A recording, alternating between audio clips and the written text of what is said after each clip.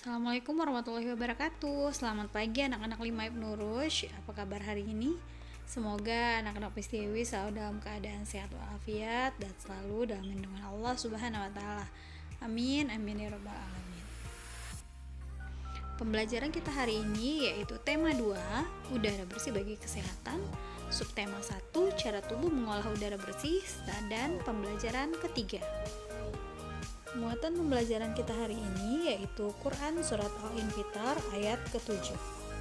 Tujuan pembelajaran kita hari ini yaitu anak-anak mampu menyajikan informasi penting dari teks ke dalam bentuk peta konsep. Kemudian, anak-anak mampu mengidentifikasi jenis-jenis usaha yang ada di lingkungan sekitar, serta anak-anak mampu menerapkan sikap tanggung jawab pada saat pemilihan ketua RT. Memperoleh informasi dalam teks yang ditulis dalam bentuk peta konsep. Kita dapat menggunakan adik Simba untuk memperoleh informasi dalam teks yang ditulis kembali dalam bentuk peta konsep. Informasi yang terdapat dalam teks dapat kita petakan berdasarkan urutan peristiwa, yaitu berupa peta konsep. Apa itu peta konsep? Peta konsep adalah suatu gambar yang memaparkan suatu konsep, yaitu keterkaitan antara suatu materi dengan materi lain. Nah, di sini ada sebuah teks, judulnya Udara Bersih di Desa dan di Kota. Dari karangan ini atau dari paragraf ini nantinya anak-anak mampu untuk membuat peta konsep. Nah, kita coba ya, kita baca dulu teksnya. Udara bersih memang sangat menyegarkan. Tempat yang memiliki udara bersih di sekitarnya biasanya dicirikan dengan banyak pepohonan. Pepohonan rindang dapat ditemukan di pedesaan atau pegunungan. Di daerah tersebut, pepohonan dan sawah membentang luas sejauh mata memandang alam yang menyegarkan mata. Namun, daerah dengan pepohonan tersebut tidak hanya dapat kita temukan di pedesaan. Sebenarnya di perkotaan pun kita dapat menemukan tempat seperti itu, misalnya di hutan kota. Hutan kota merupakan fasilitas umum yang disediakan oleh pemerintah kota untuk mengurangi polusi udara. Warga yang tinggal di kota juga dapat menikmati udara bersih di tengah-tengah kepadatan aktivitas kota yang pada umumnya menghasilkan polusi atau udara kotor. Nah, dari teks di atas dapat kita buatkan peta konsepnya dengan menggunakan adik Simba untuk memperoleh informasi penting. Nah, judulnya kan udara bersih di desa dan di kota. Nah, kita buatlah seperti bagan tersebut. Nah, itu yang disebut dengan peta konsep dan kita pakai adik Simba untuk melihat atau mencari kata penting yang ada di dalam teks. Contoh yang pertama ini, Bagaimana kondisi tempat yang memiliki udara bersih? Nah, jawabannya ada di dalam teks. Dan seterusnya, dengan pertanyaan-pertanyaan yang menggunakan kalimat tanya adik Simba. Anak-anak masih ingat kan apa itu adik Simba? Yuk kita coba. A. Apa? Di mana? K. Kenapa? Siapa? Mengapa? Dan bagaimana? Oke, pintar anak-anak pasti bisa ya menghafalnya adik Simba itu pengertiannya apa. Mengidentifikasi jenis-jenis usaha yang ada di lingkungan sekitar. Kegiatan usaha yang sering kita temui di sekitar kita merupakan kegiatan ekonomi dalam rangka meningkatkan perekonomian pemiliknya.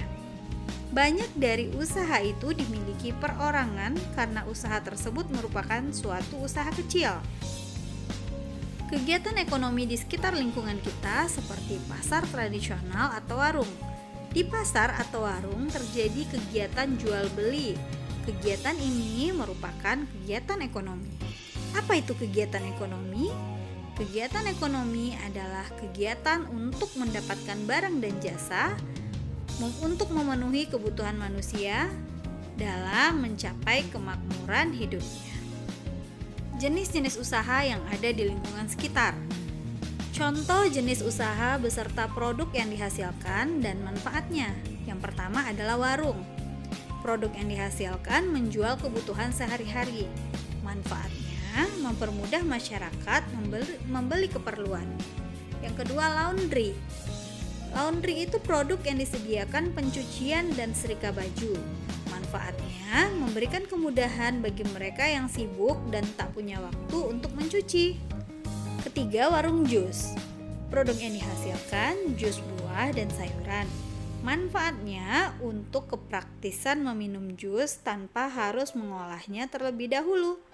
Yang keempat, bengkel. Bengkel produk yang dihasilkan adalah jasa, perbaikan dan servis mobil, serta sepeda motor. Manfaatnya dapat memperbaiki sepeda motor dan mobil. Kelima, konter pulsa. Produk yang dijual adalah pulsa dan jasa servis atau jual beli handphone. Manfaatnya dapat membeli pulsa dengan mudah. Nah, itu jenis-jenis usaha yang ada di lingkungan sekitar kita ya anak-anak. Untuk anak-anak bisa lebih memahaminya, anak-anak lihat video berikut ini. Jenis-jenis usaha. Sebelumnya, teman-teman sudah pada tahu belum nih jenis-jenis dari usaha? Daripada kalian bingung, yuk kita pelajari bersama. Pertama, agraris. Apa sih usaha agraris itu? Usaha agraris adalah kegiatan produksi yang menggunakan lahan sebagai faktor produksi utamanya. Contoh usaha agraris yaitu usaha perkebunan, perikanan, peternakan, dan pertanian. Yang kedua, industri. Usaha industri adalah kegiatan mengelola barang mentah atau bahan baku menjadi bahan setengah jadi atau barang jadi. Contoh usaha industri yaitu industri pakaian, industri makanan, dan industri semen. Yang ketiga yaitu perdagangan. Usaha perdagangan adalah kegiatan membeli barang, kemudian menjual kembali tanpa mengolah barang tersebut dengan tujuan memperoleh keuntungan. Contoh kegiatan perdagangan yaitu toko, warung, pedagang asongan, dan pedagang keliling. Yang keempat, jasa. Usaha jasa adalah usaha yang memberikan pelayanan kepada orang lain sesuai dengan kebutuhannya. Contoh usaha jasa yaitu guru, dokter, tukang cukur rambut, dan supir. Yang terakhir, ekstraktif. Apa sih usaha ekstraktif? Usaha ekstraktif adalah jenis usaha yang kegiatannya mengumpulkan, menggali, dan mengambil barang-barang yang sudah disediakan oleh alam. Contohnya apa aja sih? Contoh dari usaha ekstraktif yaitu penangkapan hasil laut, pertambangan minyak, dan pertambangan gas alam. Terima kasih telah menonton video pembelajaran ini. Mohon maaf jika ada jenis usaha masyarakat Indonesia.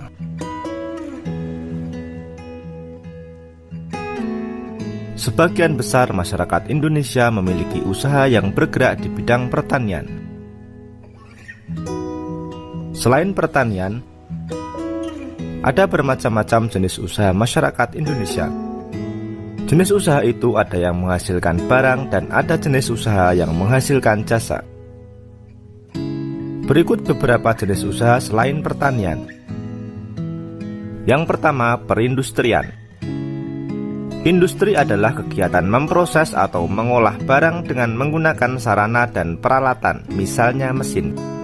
Ada industri yang mengolah bahan baku atau mentah menjadi produk olahan. Ada industri yang hanya mengolah bahan mentah menjadi bahan setengah jadi. Ada pula industri yang mengolah bahan setengah jadi menjadi bahan jadi. Ada industri besar dan industri kecil. Industri besar menggunakan peralatan, modal, dan tenaga kerja dalam jumlah yang besar. Sedangkan industri kecil menggunakan peralatan, modal, dan tenaga kerja dalam jumlah yang lebih kecil.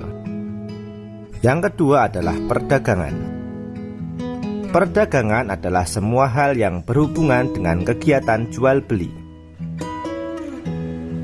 Pedagang membeli barang atau jasa dari suatu tempat pada waktu tertentu, kemudian menjualnya ke tempat lain dengan tujuan memperoleh keuntungan. Tanpa adanya perdagangan, setiap orang harus memproduksi sendiri segala kebutuhan hidupnya. Dengan adanya perdagangan, produsen menjual hasil produksinya pada konsumen. Barang-barang yang diperdagangkan antara lain bahan makanan, pakaian, hewan, barang elektronika, kendaraan bermotor, dan sebagainya. Yang ketiga adalah jasa.